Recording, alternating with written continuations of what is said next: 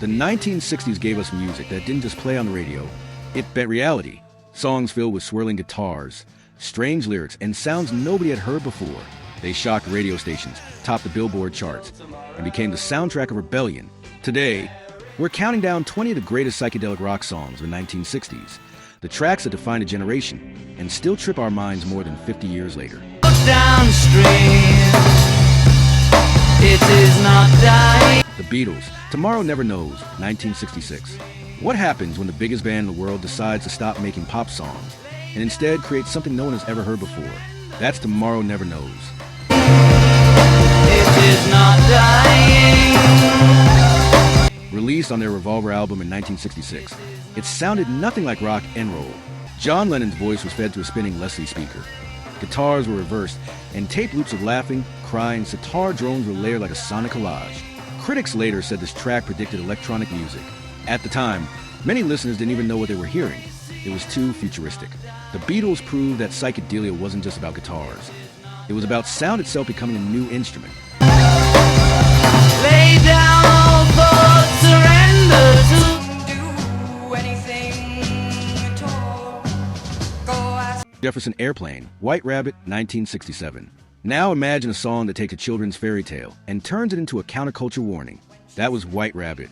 Grace Slick wrote it in 1965 after an acid trip and performed it with Jefferson Airplane 2 years later.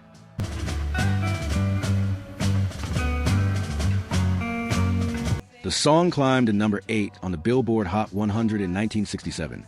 Its Spanish march rhythm, inspired by Ravel's Bolero, builds slowly until Slick's voice explodes with the line, "Feed your head." It became a symbol of the psychedelic era and an anthem of San Francisco's Haight-Ashbury scene. For many young listeners, White Rabbit wasn't just a song. It was an invitation to rebel. Go ask Alice.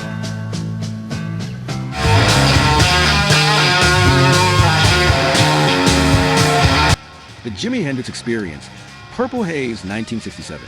By 1967, people thought they had heard everything rock could do until Hendrix arrived. Purple Haze was released as a second single and reached number 3 in the UK.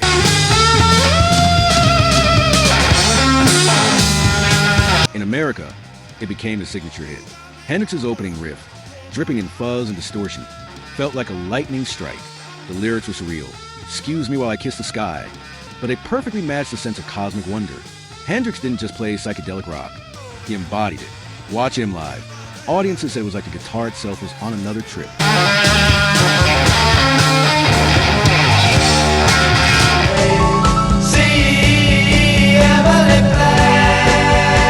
Pink Floyd, See Emily Play, 1967. Before Pink Floyd became masters of space rock, they had Syd Barrett, a songwriter with a mind full of colorful images. See Emily Play was their second single, released in 1967.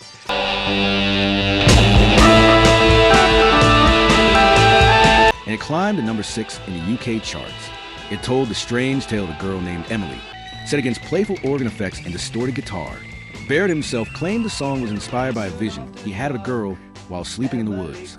For many fans, this track marked the start of psychedelic pop in Britain, a whimsical, otherworldly sound that only Barrett could create. Gazing through trees in sorrow, hardly a sound till Told that it would be untrue. Know that I would be. Doors, Light My Fire, 1967. Now, picture a 7-minute single dominating American radio. That was Light My Fire. Released on their debut album, it shot to number 1 on the Billboard Hot 100 in 1967. Jim Morrison's deep voice carried the song's mysterious lyrics. Come on, baby, light my fire. While Ray Mandrake's organ solo stretched it into a hypnotic jam. At the height of the Summer of Love, it became an anthem for freedom and rebellion. When the Doors performed it live, audiences felt as if they were being pulled into a trance. This was psychedelia not through studio tricks, but through pure intensity. Now we can only lose, and our love becomes. The Byrds took a bold step. 8 Miles High was released in March 1966.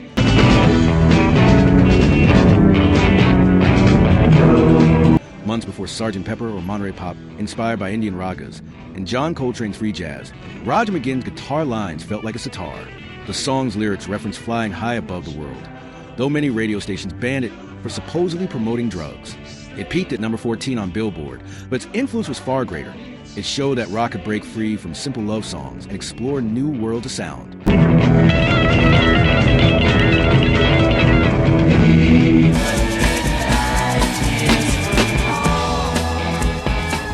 The Rolling Stones, 2,000 Light Years from Home, 1967. The Beatles at Sgt. Pepper. So the Stones answered with their Satanic Majesty's request. Out of that came 2,000 Light Years from Home, a trippy, space-themed journey filled with eerie mellotron sounds.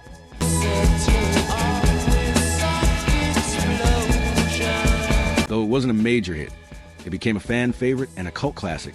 Live performances of the song in later decades were greeted with cheers because it captured the one moment the Stones fully embraced psychedelia. For a band known for grit and blues, this was their strangest trip.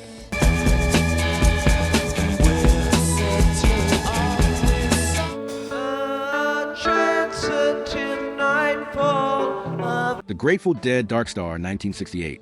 Here's a song that was never about the radio. It was about the journey.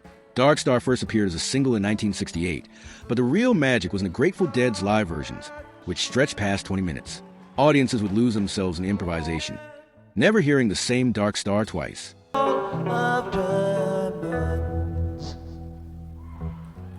It wasn't about chart success, it was about community, about thousands of people sharing the same trip together. For Deadheads, this song became a spiritual experience.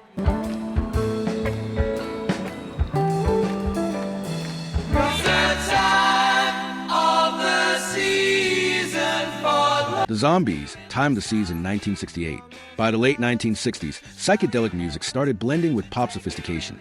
The Zombies' Time of the Season was recorded for their album Otzi and Oracle in 1967, but only became a hit a year later.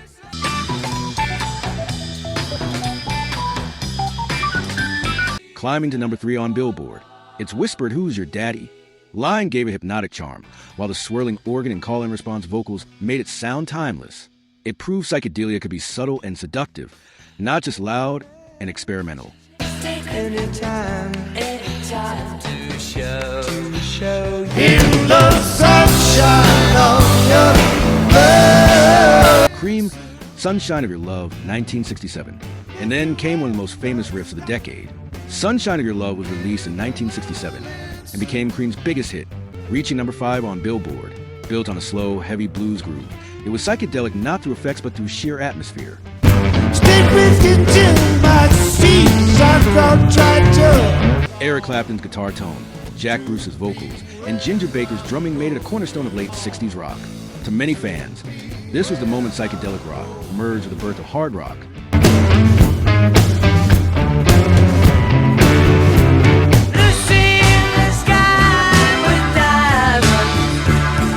Beatles, Lucy in the Sky with Diamonds, 1967.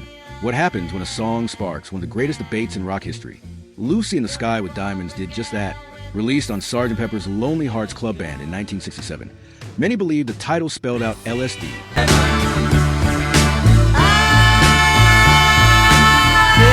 John Lennon always denied it, saying it came from a drawing his son Julian made of his classmate Lucy. But whether accidental or not, the dreamlike lyrics, kaleidoscope eyes, and cellophane flowers fit perfectly into the psychedelic era. It was never released as a single in the UK, but in the US, Elton John later took his cover of it to number 1. Still, the Beatles' original remains one of the most iconic psychedelic songs ever recorded. The scene pauses with looking glass ties. Just then when the hurdy-gurdy man comes singing songs of love. Donovan, Hurdy-Gurdy Man, 1968. Now imagine folk music colliding with psychedelic rock. Donovan made it happen with Hurdy-Gurdy Man, released in 1968. The song climbed to number 5 on the Billboard Hot 100. It featured heavy guitar riffs, some say played by Jimmy Page, others by session guitarist Alan Parker.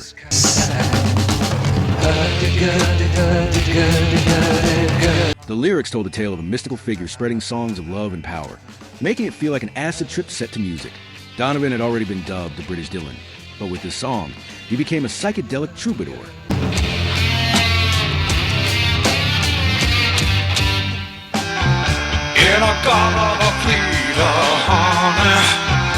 Iron Butterfly, In-A-Gadda-Da-Vida, 1968.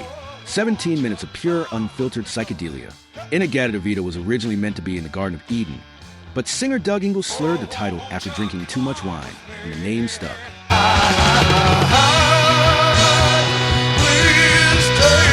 The album version ran over 17 minutes, filled with extended organ solos and pounding drums. Even so, the single edit reached number 30 on Billboard in 1968. The album sold over 30 million copies worldwide, making it one of the best-selling rock albums of all time. It showed that psychedelic rock could be both experimental and wildly popular.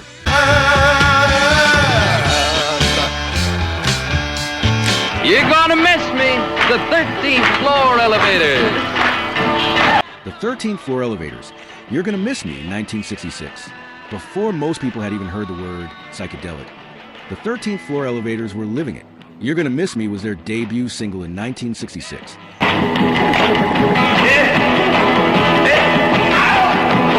Reaching number 55 on the Billboard Hot 100. With its raw garage sound and the strained electric jug played by Tommy Hall, the song sounded chaotic and new. Singer Roky Erickson became a cult figure, and this track is often called the very first psychedelic rock record.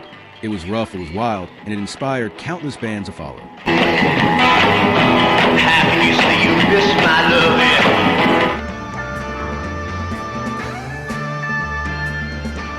love. Country Joe and the Fish, Section 43, 1967. Not every psychedelic song needed words. Section 43, an instrumental release in 1967, sounded like a journey through different states of mind. Mixing blues, folk, and jazz, it built slowly and shifted moods like a trip in sound.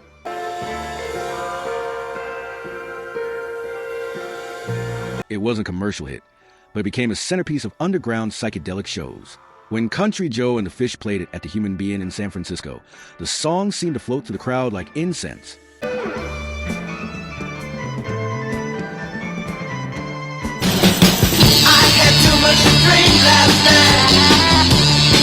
The Electric Prunes, I Had Too Much to Dream Last Night, 1966. Sometimes, a single song captures the entire spirit of the genre. For the Electric Prunes, it was I Had Too Much to Dream Last Night. Released in 1966, it peaked at number 11 on Billboard. I had too much to dream last night. With its fuzz-drenched guitars and eerie opening, it felt like a sonic hangover from another dimension. The song later became the opening track on the legendary Nuggets compilation, cementing its place as a garage psychedelic classic. You were gone, gone, gone. To Ichiku Park, that's where I've been. What did you do there? Small Faces, Ichiku Park, 1967. Here's a song that made even British rock sound playful. Ichiku Park, released in 1967, hit number 3 in the UK and number 16 in the US.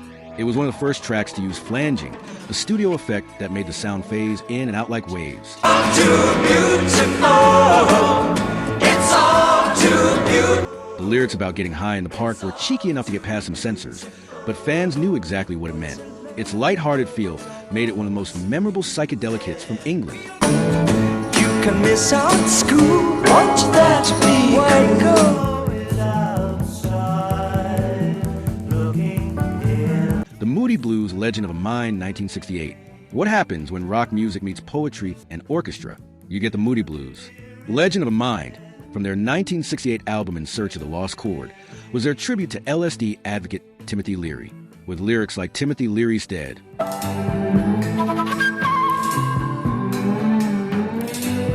It became instantly recognizable. The band layered flutes, mellotrons, and symphonic arrangements to create a swirling, mystical sound. It was never released as a single, but became a favorite at their live shows and a cornerstone of progressive psychedelia.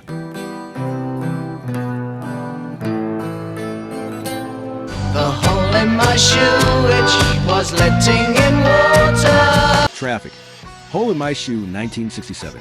Psychedelia often embraced childlike wonder, and Traffic captured it with Hole in My Shoe. Written by Dave Mason, the song reached number 2 on the UK singles chart in 1967. Its surreal lyrics described a dreamlike journey, complete with a spoken word passage by a young girl.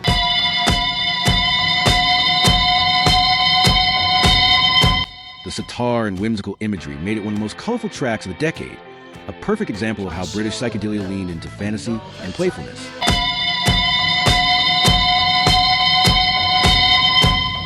Every sense of peppermint's meaningless nouns.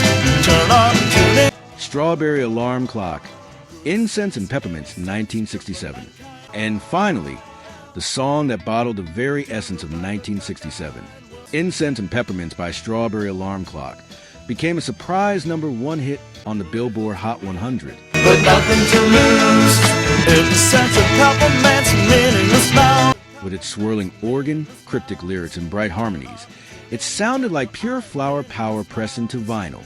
For many, this was the sound of the psychedelic era in one track. A little strange, a little sweet, and completely unforgettable. The 1960s were an explosion of sound, color, and imagination, and these 20 songs stand as the greatest examples of psychedelic rock. They weren't just hits. They were experiences, soundscapes that changed how people thought about music. Even today, when you play them, you don't just listen, you feel them. And maybe for a moment, you step back into that wild decade where music truly set minds free.